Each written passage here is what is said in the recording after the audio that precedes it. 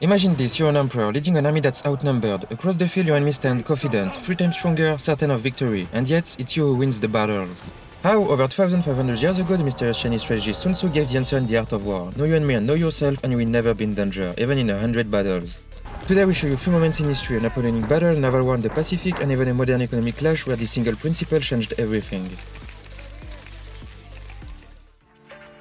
December 2nd, 1805, where in Moravia, in what is now the Czech Republic, 73,000 French soldiers led by Napoleon faced nearly 85,000 Austro-Russian troops commanded by Tsar Alexander I and Austrian General Kutuzov. On paper, the French seem doomed. The Allies believe the Emperor is weak, that he is retreating. But Napoleon knows his strengths, discipline, speed, cohesion, and he knows his enemies, confident in their numbers, may underestimate French strategy. A few days before the battle, Napoleon calmly inspects the Pratzen Heights, a central hill overlooking the battlefield. To his enemies, he seems indifferent, almost distracted, but in truth, isn't he already imagining the trap he will spring here? On the day of battle, he plays up his weakness. His right flank in the south looks poorly defended. The Allies charge, as expected, leaving their center exposed to crush what they think is a French gap. But it's a trap. Napoleon waits. His troops strike the enemy center of Pratzen Heights, splitting the Austro-Russian army in two. The retreat turns to chaos, many soldiers fall into frozen ponds.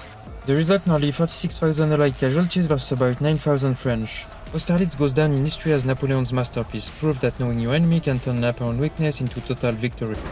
June 1st, 1942, the Pacific has been at war since Pearl Harbor. The Japanese Navy is the most powerful in the world, with 4 carriers and over 200 planes.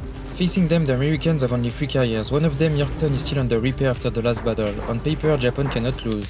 But the Americans have a secret. 4 weeks at Pearl Harbor, a team of codebreakers led by Joseph Rochefort has cracked the Japanese GN-25 code. They discover the target AF is Midway. To confirm, they send a fake message about the island running out of fresh water. The Japanese repeated in their transmissions, the proof beyond doubt. On June 1st, the Japanese launch their strike, convinced of surprise, but this time they walk into a trap. The Americans are raiding. At the critical moment, while Japanese carriers are ramming their planes, American bombers appear. In minutes, 3 carriers are burning wrecks. The force here sinks the next day.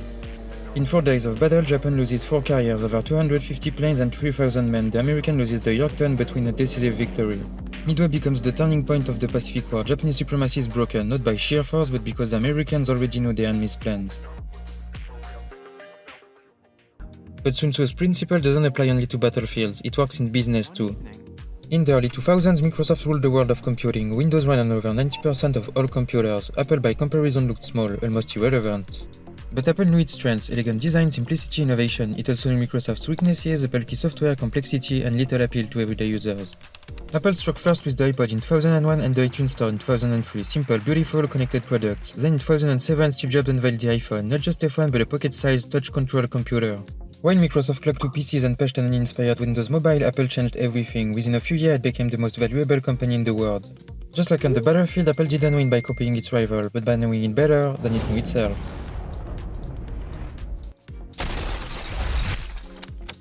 From Napoleon to Midway to the Apple vs Microsoft showdown, history repeats the same lesson. Victory doesn't always go to the strongest, but to the one who understands best.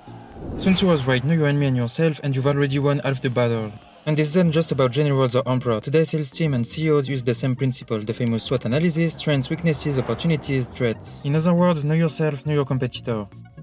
The battlefield has changed, but the wisdom stays the same. So how do you apply this in your own life? Before a negotiation, a job interview, or even a sports match, ask yourself 2 simple questions. What are my strengths and limits? What do I know about the other side? Their needs, weaknesses, habits? Sometimes that simple preparation is enough to turn a disadvantage into an opportunity. And this is just the first principle of the art of war. Next time I will show you how some people have won without even fighting. Thanks to all the folks supporting this project, take care, and I will see you soon. Ciao!